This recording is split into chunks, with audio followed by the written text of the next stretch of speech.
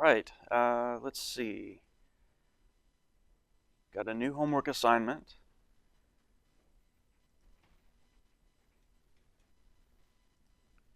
Let me introduce it real quick. Due the 9th, October 9th. That's the week of our exam. And you're going to play with some data called Onset Data. These are 120 women, or 120 people, and we have data on the time until the onset of a cancer or a tumor. We have a treatment that's being considered, so there's a treatment and a control group. We have a variable for yes or no, did the individual ever have a tumor before? So prior incidence of a tumor, 0 and 1. And we have age. So explore the data, make a couple of side-by-side box plots, look at the time to onset by treatment. So just considering those two without factoring in the other variables, what does the relationship appear to be between time to onset and treatment group? Same thing for prior. You'll see a big difference with prior. Time to onset among those who have had a tumor before, it tends to be much shorter than those who have never had a tumor before. And then look at onset by treatment within the two levels of prior. So what does it appear to be a treatment difference for those who have never had a prior tumor? And then does there appear to be a difference in the treatment groups among those who have had a prior tumor? Make a scatter plot, and I'm asking you to add smooth curves to the scatter plot. So when we have a picture, scatter plots say, if we put, in this case, you're going to put age on the horizontal axis and the response variable onset on the vertical axis. So if you just said plot age, comma, onset, you would get a scatter plot. And then I'm asking you to overlay 3 smooth curves. So one of them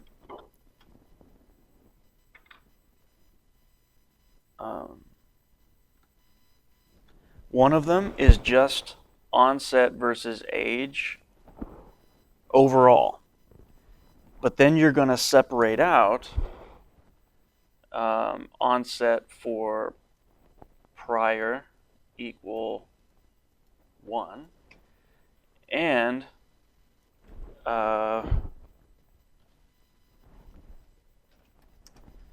onset for prior equal 0. Smooth curves. If you make a scatter plot, you can use a function or multiple functions in R do this to add a curve. Let the data decide how curvy it should be. There's a built-in function called smooth.spline. That's the function that I'm asking you to use in the homework. Once you make a scatter plot, like using plot, then you can call a function to overlay either text or individual points, or we're going to overlay a curve, a line. So it will add a curve to an existing scatter plot. So make some pictures. Then you're going to do statistical inference. Specifically, we're going to consider treatment effect among those with no prior incidence and treatment effect among those with prior incidence. So you're going to do this multiple ways. One is with the Bootstrap, which is what we've been working on, sampling or a simulation-based inference, sampling with replacement from the data enables us to approximate sampling distributions, and we can use those to do inference. So use the Bootstrap to get a 95% confidence interval for the mean difference comparing treatment to control among those with prior equals 0. If 0 is contained in that interval, this is an interval from a lower bound up to an upper bound, we're 95% confident that this interval contains the true difference in population means. So if we want to ask, is there a treatment effect? Do we have evidence of a treatment effect among those with no prior tumors? We can answer that with a confidence interval. So if there is no treatment effect, then the mean difference comparing treatment to control would be 0. There is no mean difference.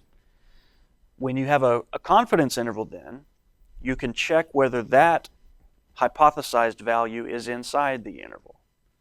If it is, then 0, you would say, is a plausible value for the mean difference. We don't know what the mean difference is. It's a parameter.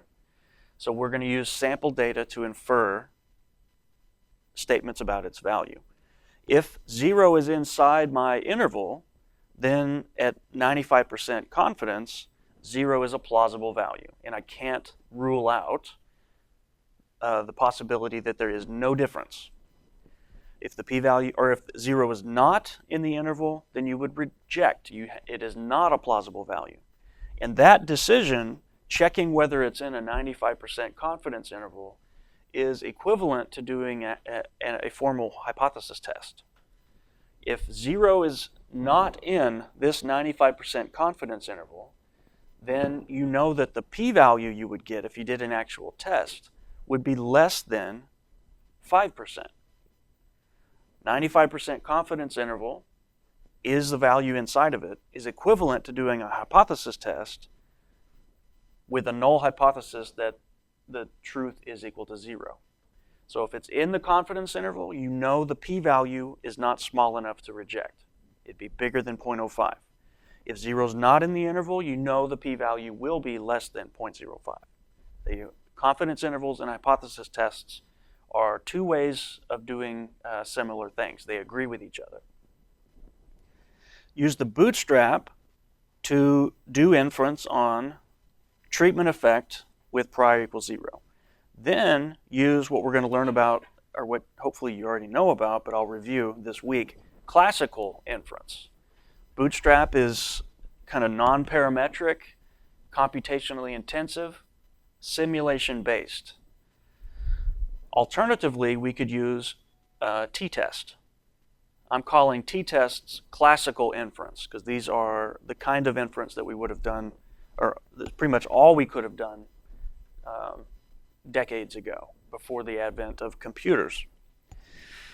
So do a t-test, or a t-based confidence interval. I'll tell you how to do that today and Wednesday. Then do, so A and B are confidence intervals. C and D are hypothesis tests, compute p-values. Part C, use the Bootstrap. Part D, use classical t-tests. And then I ask you to repeat the whole thing for the subpopulation with prior equal to 1. Part D is linear regression. So right now we've been talking about simulation-based inference. This week will be classical inference, and then we'll start Bayesian inference this week. We'll continue with Bayesian inference next week, and then we will start with regression, linear models, linear regression. So we will have seen this kind of stuff that's in part D here soon, in time for you to work this problem. But this is a regression model.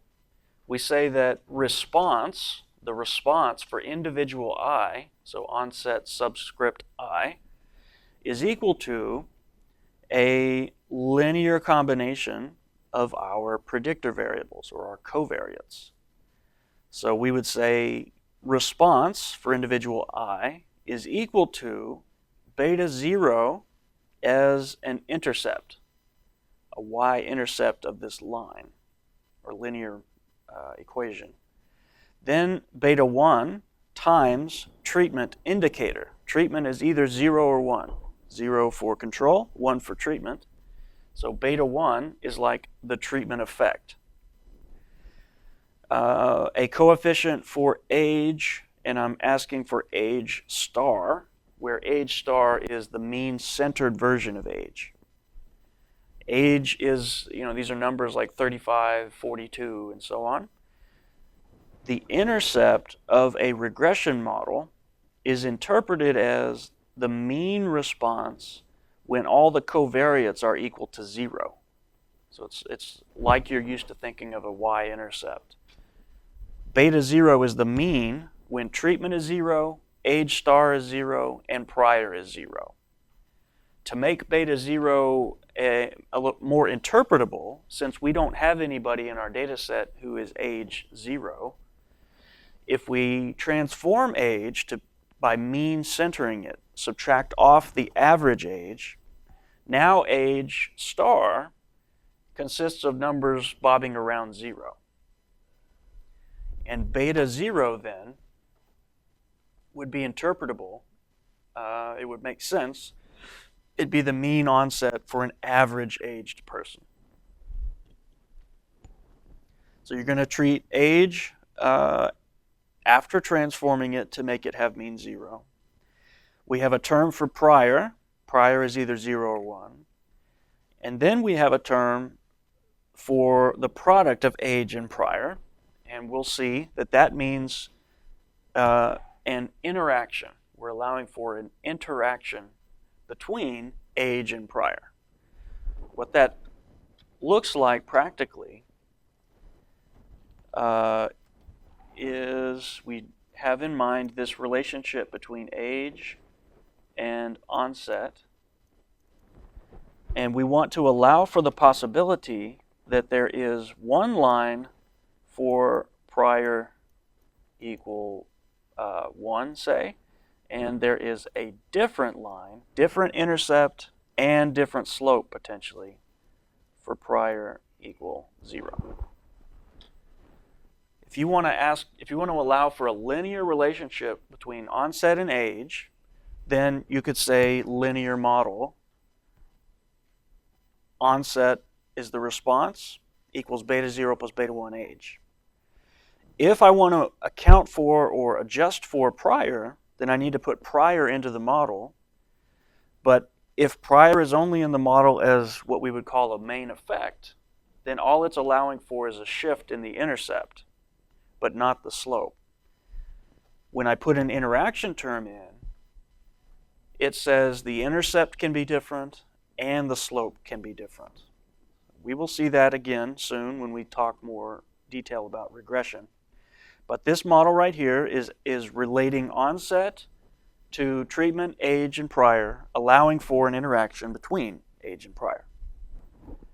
So tell me what the assumptions of the model are. We'll see with regression there are assumptions of independence, constant variance, linear relationship, normal distribution, sometimes if we have a small sample size.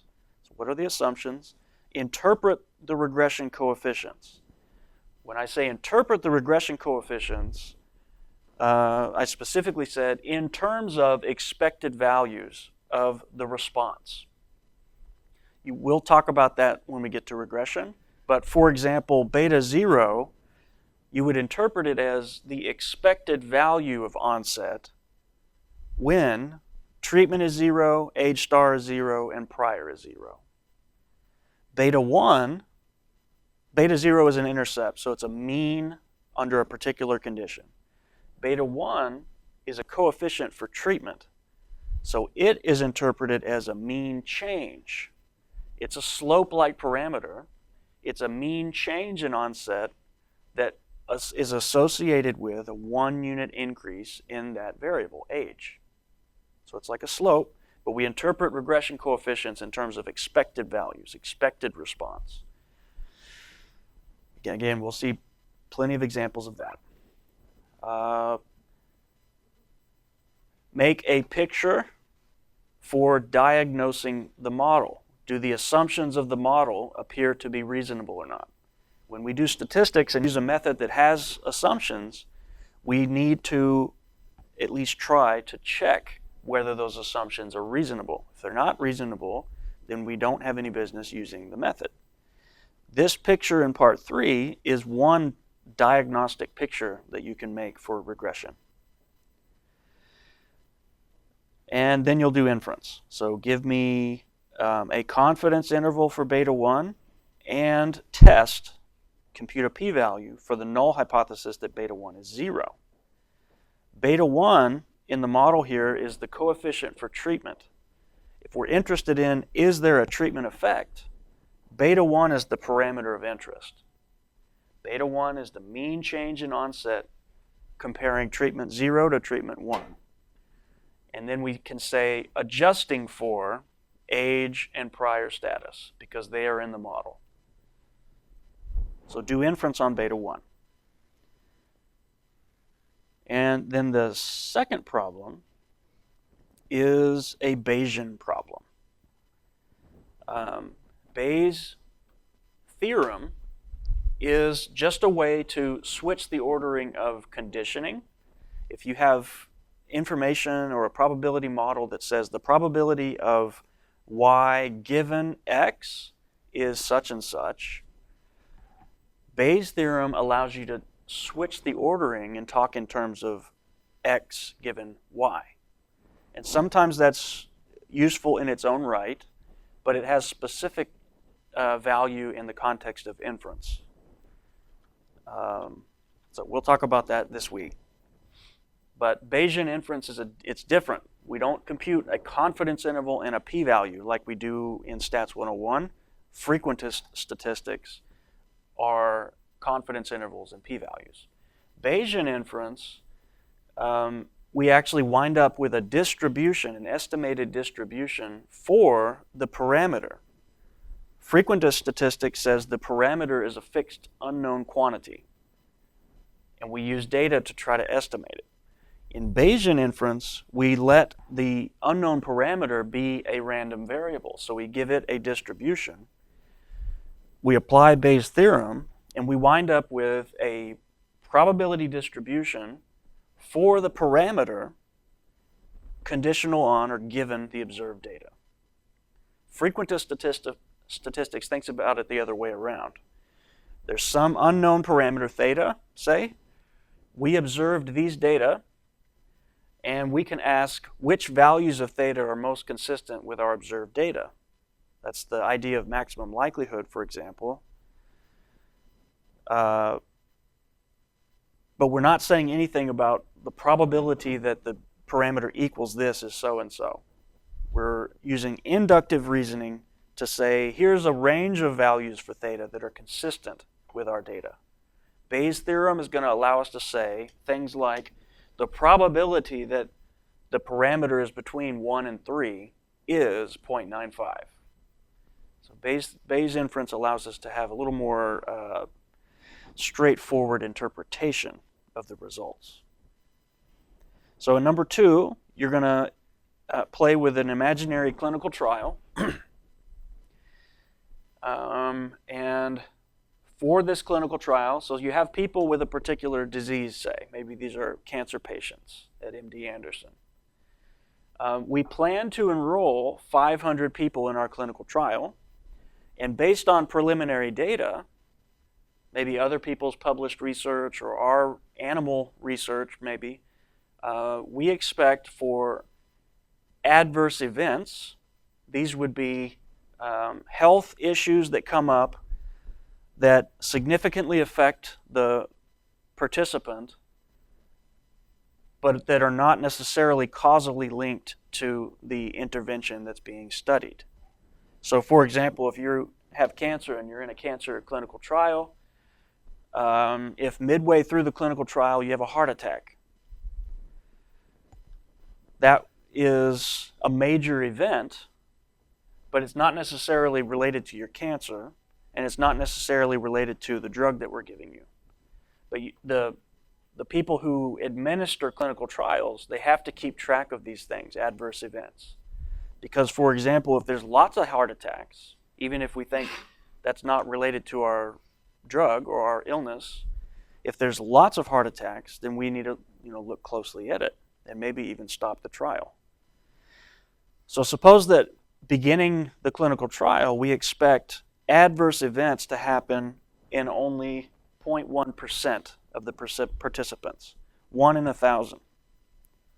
So we have a prior belief going into this experiment that adverse events are going to happen at a rate of 1 in 1,000.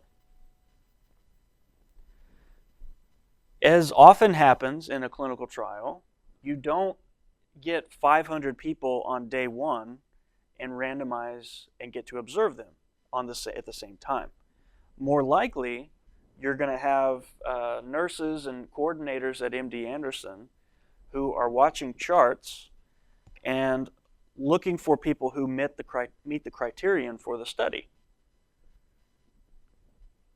And when those people are found, somebody's at MD Anderson this week for such and such, they meet the study criteria, so let's go enroll that person. Let's go, give them the informed consent, ask them if they want to participate, and we can enroll them. So we may get instead, we want 500 people total, but we may get, 10 a month and just start building up. So suppose that on the basis of the first 100 people, we see adverse events for 2 of them. We expect 1 in 1,000, but here for our first 100, we got 2. So how would you take that information and update your beliefs about the rate of adverse events? Bayes' theorem is going to allow us to do that. We can say my prior belief is adverse events follow some distribution. So we'll do this.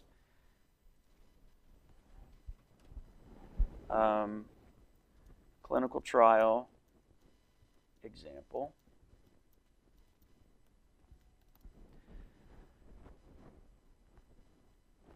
This is the outcome that I want for this problem. I want a picture that has P on the horizontal axis, where P is the probability that one of the participants has an adverse event. My prior belief is that P is 1 in 1,000. So I ask you to draw the prior distribution. In part A, I say use the beta, this particular beta distribution. Beta is a named distribution, probability distribution, that is appropriate for random variables that have to be between 0 and 1. Beta is a function that's a probability density function, but it only goes between 0 and 1. It is defined to be 0 outside of 0 to 1. So beta would be a natural distribution to use if you need to model probabilities, because they have to go between 0 and 1. So use this particular beta. The expected value of the beta distribution is alpha over alpha plus beta. Beta has 2 parameters, alpha and beta, and its mean is alpha over alpha plus beta. This particular choice of parameters then gives us an expected number of adverse events that we want, 0.001.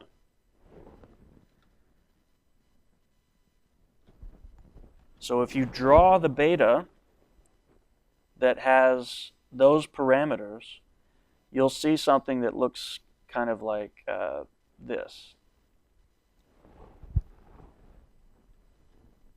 Most of the probability is way over there close to 0. And if you computed the average of that distribution, the average would be right at 1 over 1,000. Prior belief. Then you observe 2 events in 100 participants. you apply Bayes' theorem to combine those observed data with your prior. And after those first 100, what you'll see, you're going to draw what's called a posterior distribution. If that black curve is our prior belief, our prior distribution, then the red one is our what's called posterior distribution. So prior is what you believe prior to seeing data. Then using Bayes' theorem, you incorporate observed data with your prior, and that gives you what we call a posterior. So after 100, there's my posterior. And what you would expect is that it shifts to the right, because we saw 2 out of 100, that's more than what we had expected to see. So my updated belief about this scenario is that the probability of adverse events is bigger than what I originally thought. And then the last part says, now suppose we go get another 100 and we see 3 in that 100. How do we then update our beliefs yet again? You can apply Bayes' theorem one more time, and if you draw the resulting posterior, you'll see something like that.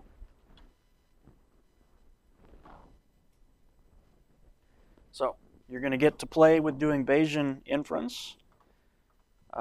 One of the nice things about Bayesian inference is that it can be applied to very complicated scenarios. So some of the most cutting-edge statistical research these days involves sophisticated Bayesian modeling. They're very flexible. They can accommodate and model very realistic systems, like real-world systems. One major challenge with using Bayesian inference is that often it requires a lot of computation. In some ways, Bayesian answers are the right answers to problems because of how flexible they are, but they are also sometimes hard to do without having a lot of specialty in statistical computing.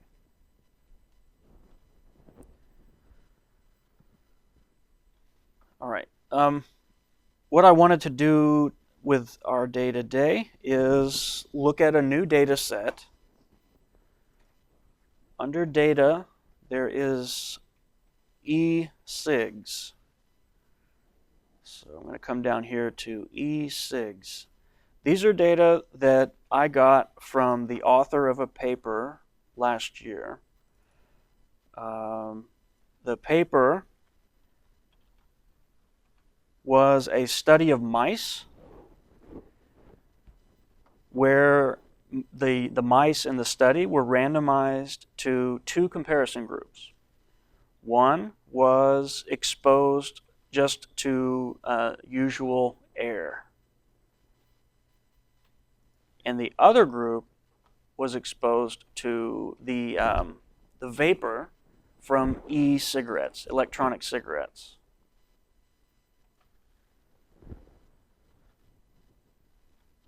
And the interest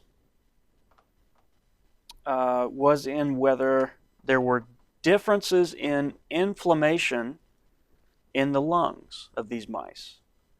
So mice who are exposed to e-cigarettes, do they have increased evidence of inflammation in the lungs, is the question. So here's the script. And the response variable that we have is a count. So for each mouse, we have 15 mice who were exposed just to air, and we have 15 mice that were exposed to e-cigarettes. For each one of them, after the study, after they had been exposed for however long it was run, the mice were killed and their lungs were investigated manually, and a count was done. They were able to identify in the lungs cells that are related to inflammation. So there's certain kinds of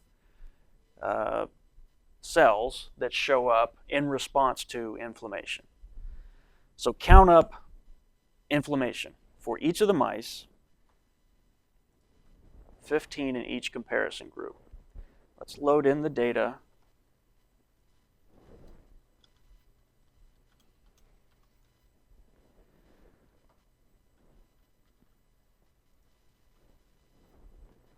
And have a look at it. 15 by 2 is our data. There's the raw data. We have big numbers. 78,921 is the first response for the mouse in the air group. So there was an estimate of nearly 80,000 inflammation cells. Here's the summary of each of the two columns. The mean in the air group is 62,099, and the mean in the ESIG group is 98,351. Pretty much, I think every one of these numbers for the ESIG group are bigger than their counterparts for the air group. The minimum and the maximum, first and third quartiles, means and medians.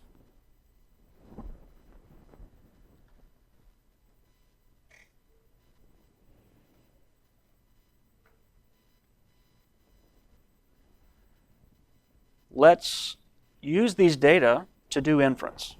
So this was the point of the paper. I did this experiment, 30 mice. Let's ask, is there a statistically significant difference in the mean inflammation count for air versus ESIG? Okay. So one way we can do that is the Bootstrap. Here is code for doing the Bootstrap. Let's do a 99% confidence interval. So I'm setting down desired confidence as 99. The next line, okay, what we're going to do actually is not means. We're going to test or do inference on the difference in median cell counts. Why might you want to do median versus mean? These data, because they're so big like this, like what if we did a histogram of data first column? There's the histogram of the air group, and here's the ESIG group. Those don't look, neither of them looked very symmetric or normal. Both of them, especially this one for the ESIG group, looked skewed. So skewed data, non-normal data, we only have 15 observations in each group. That's not really a large sample size. So classical statistics, t-tests, would be suspect here. T-tests would require a normally distributed population or a large sample size. And we don't really have a large sample size here, and we don't have normal distribution, apparently. Okay, so that's an argument for using something other than t-tests, like the Bootstrap. Also, because of the skewness of the data that we have, maybe median is, or maybe mean is not the right summary to focus on. When you have skewed data, we know that means get affected by skewness, whereas medians don't so much. So it would be arguably preferable to do inference on the medians. But we don't have a t-test for medians. The good news is that Bootstrap can do inference on any statistic that you want. So there's no problem whatsoever to do inference on median difference if we use the Bootstrap. All right. So here is the Bootstrap loop. I'm going to increase the number of bootstraps to 1,000. And we have the familiar loop over the Bootstrap iterations. And the way we do it is we sample with replacement. In a two comparison group scenario like this one, what you can do is sample with replacement from the ESIG group and then separately sample with replacement from the air group. So both of these are just sample with replacement. When you have multiple comparison groups, a smart way to do the resampling is to resample within each of the groups. That way you know you're going to wind up with 15 air mice and 15 e-sig mice, just like the original data. So you sample with replacement, and now you have 15 new e-sig inflammation values and 15 new air inflammation values. So you want to record the value of the statistic that you're going to work with.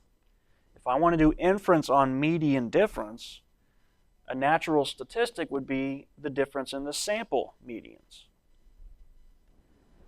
So up above the loop, I created an empty container to hold on to all the simulated median differences.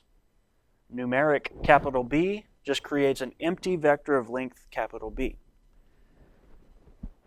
I have to have created it outside the loop so that R can do this command. If median B has not been created yet and you say assign to the bth element of that something, it'll complain. We don't know what median B is yet. So we create an empty container, and then inside the loop we assign to the bth element, B is what I'm using to iterate through this loop, assign to the bth element the median difference for this simulated or bootstrapped sample.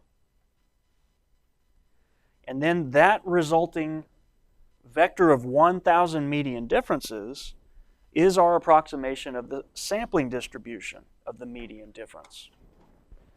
So then we can get percentiles from it and call it a confidence interval. Let me run this whole thing.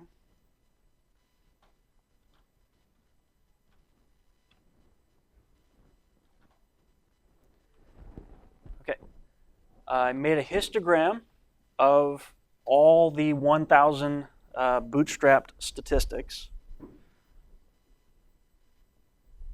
You can tell that it's centered away from 0.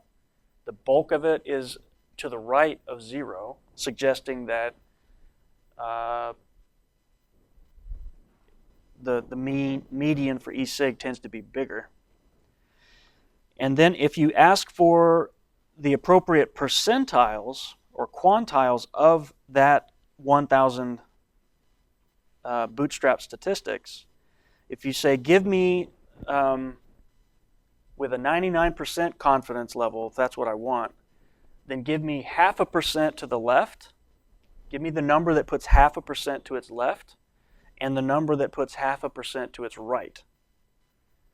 Lower bound is the 0.5th percentile. Upper bound is the 99.5th percentile.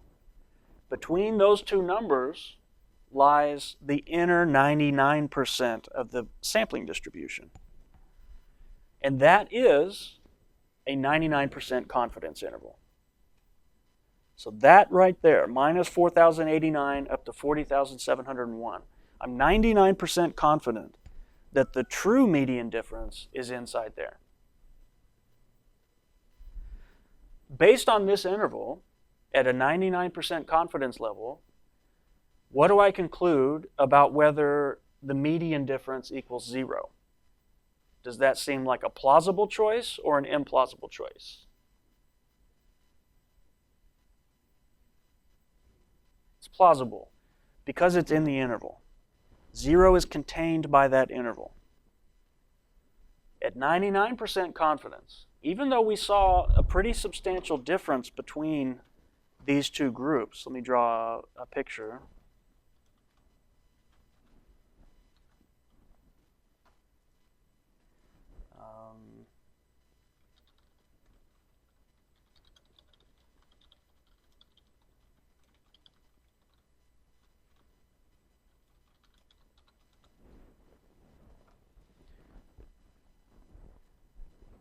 The left box is for the e-sigs, and the right box is for air.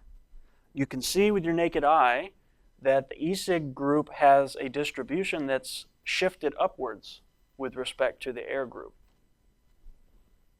indicating evidence of greater inflation or inflammation under e-sig versus air. But at a 99% confidence level, we can't quite rule out that there's no difference. The reason that we have this ambiguity is these boxes kind of overlap a little bit. Not a whole lot, but there is overlap. It's that overlap that makes it so that it's harder to say for sure, no, it's not 0.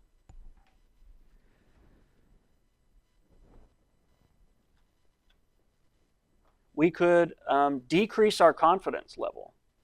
What happens when you change your confidence level? As you increase confidence, you have to widen your interval. Because remember that absurd example, I'm 100% confident I know what the median difference is. It's between minus infinity and infinity. That's worthless. In order to get narrower, you have to decrease your confidence. If I said, let's do a 90% confidence interval, let's rerun this whole thing. And now I have an interval that excludes 0. A 90% confidence interval goes from about 3,000 up to 31,000.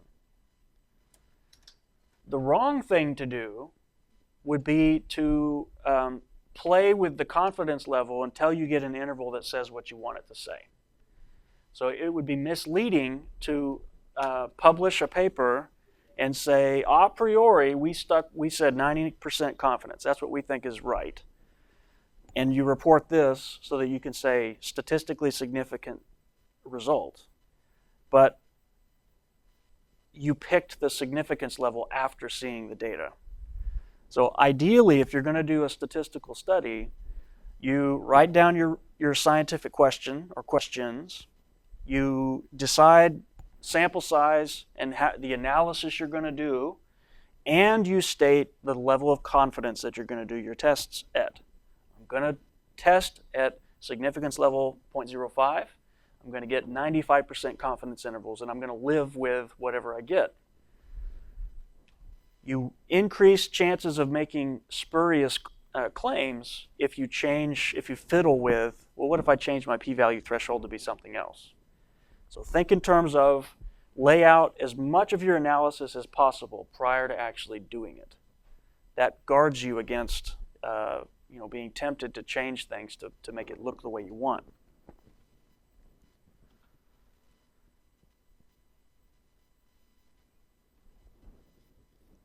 That was a confidence interval. What if we also wanted a p-value? So I've been advocating for both confidence intervals and p-values because they complement each other. Confidence interval tells you about an estimated value. P-value quantifies how much evidence there is against a particular null hypothesis. We can use the Bootstrap to do confidence intervals or hypothesis tests. Here is a hypothesis test. If you recall, we talked, Bootstrap, the big idea is it approximates sampling distributions. That's all it does. Samples with replacement to approximate sampling distributions. If I want to use that to compute a p-value, remember that p-value is probability of seeing data like ours or even more extreme under the assumption that the null hypothesis is true. If I want a p-value from Bootstrap, I can do the resampling, but I have to transform my data beforehand to force the null hypothesis to be true. If I transform beforehand and then sample with replacement from the transformed data, every simulated data set that I get comes from the case where the null is true. So if I compute my statistic each time, capital B times, the resulting pile of simulated statistics can be used to approximate the null sampling distribution, which is what I need in order to get a p-value. How likely would it be to see data or a statistic as extreme, like ours or even more extreme, when the null is true? Well, these are going to give me a big sample from that null sampling distribution, so then I can compute what proportion of these were as or more extreme as the one we saw. That's an estimate of the probability under the null you'd see what you saw or even more extreme. So here's how it works. What I have highlighted right here is transforming the data, getting it ready for resampling by forcing the null hypothesis to be true. Our null hypothesis in this case, since we're talking about median inflammation counts, our null is that the median inflammation count for air is the same as the median inflammation count for E-sig. And we can do a quick little transformation to force the mean of those two variables to be the same. What I have done, or actually the median, is I've taken air and I subtract it off the median of air. And then I took E-sig and I subtracted off the median of E-sig. That means, let's run this real quick. We now have a transformed version of our data. Here's the original data. Here is transformed version. And if we ask what, let's do apply to this, column by column, give me the median. Both of them have been forced to have the same median. I happened to make it be a common median of 0. We could add a big number to make them both have values that are more in line with these, but it doesn't make any difference at all. So I could have said, do what I just did and then add maybe 80,000. Both would have median 80,000. Doesn't matter what the value is. I'm going to leave it at 0. The key is they have the same median. By having the same median, our null hypothesis is true. Notice that we still have all the variability of the original data. They're not all equal to 0. It's just I picked up all the raw numbers and shifted them to have median equal to 0. So now we are ready to apply the bootstrap. Set up an empty container to hold on to your statistic each time. Inside the loop, sample with replacement, and notice that I'm sampling with replacement from the transformed data, data 0. Every sample I get now is a realization from the null distribution. So we compute our statistic, and we do that capital B times. Now here is the updated histogram. Notice that it is now centered at 0 by construction. The median difference is 0, so the histogram or sampling distribution of that statistic will be centered at 0. Now, if I want a p-value, here's how I can compute it. We have 1,000 simulated versions of this statistic, median difference. The p-value is what's the probability that if the null is true, you'd see a median difference as or more extreme as the one we originally saw.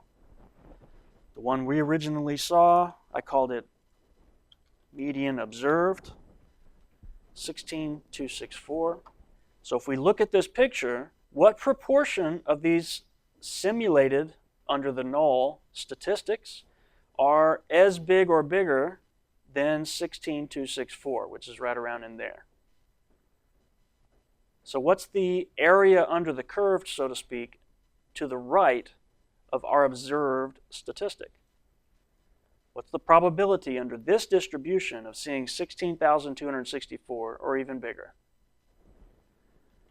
I don't know the actual distribution, so I can't use like a CDF calculation, a normal calculation or a t calculation. What I can do is approximate the probability we want with a proportion. That's what this is. So ask how many, out of the 1,000 simulated statistics, how many of them were as big or bigger in absolute value as our observed statistic? How many were as far away from 0 or even further as ours? And then divide by the number of bootstraps. It is a proportion of bootstrapped statistics that had as big as ours or more when the null hypothesis was true. P-value, 0.057. That says if the median difference is equal to 0, you would see a median a difference of 16,000 or even bigger in absolute value, only 5.7% of the time. That's a pretty small p-value. So if our significance level was 0.05, for example, this is really close to us rejecting the null. We can't quite do it. That's consistent with what we saw up here. We have evidence that there's increased inflammation, but we can't quite rule out 0. Same thing here. We have moderate evidence. It's not quite statistically significant. All right, we're out of time. In this script, we'll revisit it Wednesday, but in this script, I have the Bootstrap stuff, and then below it, I have classical stuff. So T-based inference, confidence intervals, and hypothesis tests. Example code is in here. All right. Questions over that stuff? Huh?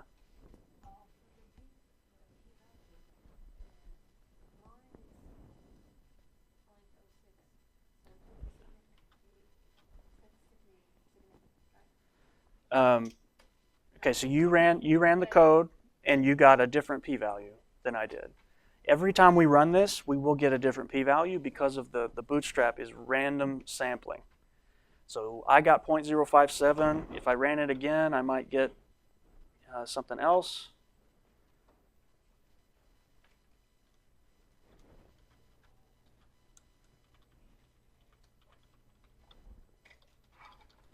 .058.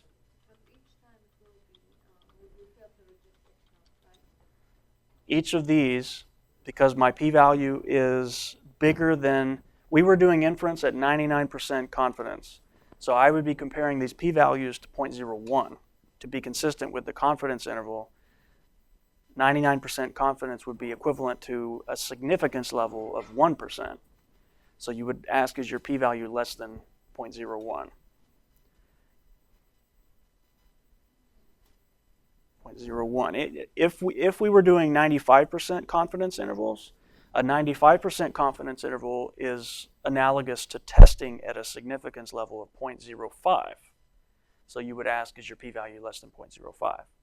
We did a 99% confidence interval earlier, and that's analogous to 1 minus 90%, 99%, or 1% significance level. So I would ask whether this is less than 0.01.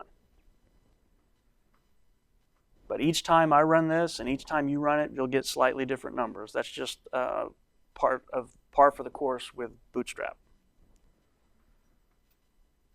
All right, I'll let you go. See you Wednesday.